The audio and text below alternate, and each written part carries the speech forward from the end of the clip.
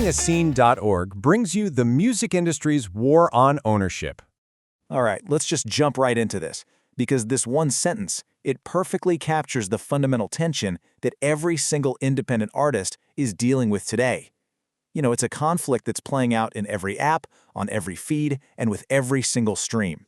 Now, what's so fascinating here, and MakingAScene.org really nails this, is that this isn't some dramatic courtroom battle. No way. It's a quiet war, and it's being fought with 1,000 tiny choices in product design.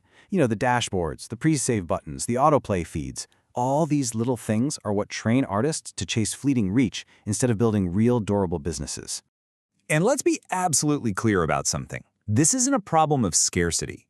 The music industry is flush with cash. We're talking record-breaking revenue. The system isn't broken because it can't make money. Oh no, it's working incredibly well for some people. And this right here perfectly illustrates where all that money is coming from. A massive 82% of it is generated by streaming. It's the dominant force, you guys. It's shaping the entire ecosystem and basically dictating how artists and fans interact with each other. So if the money is clearly there, what's the real issue? Well, it all comes down to one word: power. It's about who controls the direct relationship between the artist and the fan. And as it stands right now, all that power sits with the platforms. This slide just breaks down the trade-off that artists are forced to make every single day. You get some exposure, a dashboard, or some numbers. Essentially, you get what's called rented attention.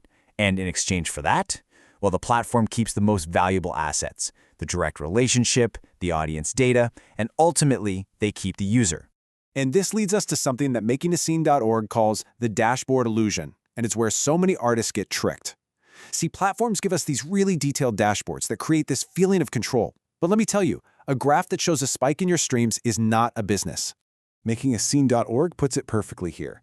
Platforms give you this window so you can look at your audience, but there's a thick pane of glass in between. You can see them, sure, but you can't reach out. You can't build a real, genuine connection. You are not allowed to own the crowd. And here's the proof. And get this, it's from Spotify's own research. On average, a tiny 2%, just 2 out of every 100 of an artist's monthly listeners, are what they call super listeners. So what does that tiny 2% actually represent? Well, this is just staggering. That tiny 2% of fans drives over 18% of the streams and a full half of all ticket sales. The real business isn't in that other 98% of casual listeners. It's all in that small, deeply committed core. So who are these people? They're the ones who do more than just stream your music. They're the ones who come back, who buy the merch, who show up on a Tuesday night. They're the ones who answer the text, who tell a friend. They're the engine of a working artist's career, and the platforms are simply not designed to help you find them. Okay, so that's the problem. So what's the solution? Well, it starts with a massive mental shift. You have to stop thinking of yourself as a tenant, just renting space on someone else's platform. It's time to start acting like an owner. And this is the question every single artist needs to ask themselves. On the internet, are you a tenant or are you an owner?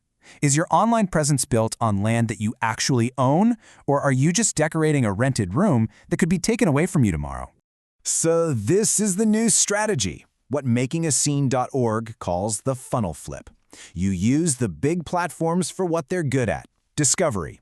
But then your main job is to move that initial interest into an ecosystem that you control, a place where you can capture the relationship and build a real business. You see how this reframes everything? Your content on these platforms, it isn't the final product. It's the beginning. That TikTok is an invitation.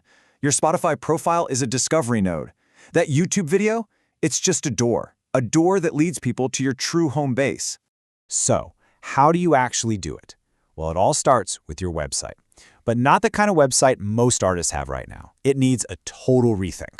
The old way is basically a digital dead end. It's like a brochure with a photo, a bio, and a bunch of links that immediately send your most interested fans right back to the very platforms you're trying to get away from. The new way, though, turns your site into a destination, a place designed to keep fans engaged and in your world, with a music player, videos, a store, and a sign-up form. And you can use modern tools to deepen that connection. And listen, don't let terms from Web3 scare you off. All it means is the next evolution of the internet, one that's focused on ownership. Think of something like a POAP as just a digital ticket stub. It's a really simple, powerful way to recognize and reward the fans who physically show up for you. The same goes for AI. The real power here for an indie artist isn't about, generating lyrics or images. It's about taking all your scattered fan data from sales, from signups, from attendance, and using AI to ask simple questions and get clear answers about your own business. And when you make this shift, when you start collecting and really understanding your own data, everything changes. You stop guessing and reacting to the whims of an algorithm, and you start making strategic, data-informed decisions. Here is a perfect example of the payoff for touring. The platform signal tells you Chicago is hot, 100,000 streams, but your own data shows you only have 50 actual buyers there. Meanwhile, Madison has way fewer streams, but you've got 200 buyers. That's the profitable gig. That's the smart route. Ownership helps you see the difference between all the noise and your real business. It's the same exact thing for your merchandise. When you own the customer data, you know who buys what, where they live, and what they respond to. Your merch operation transforms from a game of chance, a pile of t-shirts and hope, into a reliable, predictable revenue stream. So let's be clear about this. The path forward for independent artists isn't about getting better at playing the platform's game. It's about changing the game entirely. The artists who win, the next generation, will be the ones who master the art of converting fleeting discovery into lasting ownership. That is how you fight the war on ownership and build a career that actually lasts. Make sure you check out the other great articles and resources on makingascene.org, the place the indie artist goes to build the new music industry.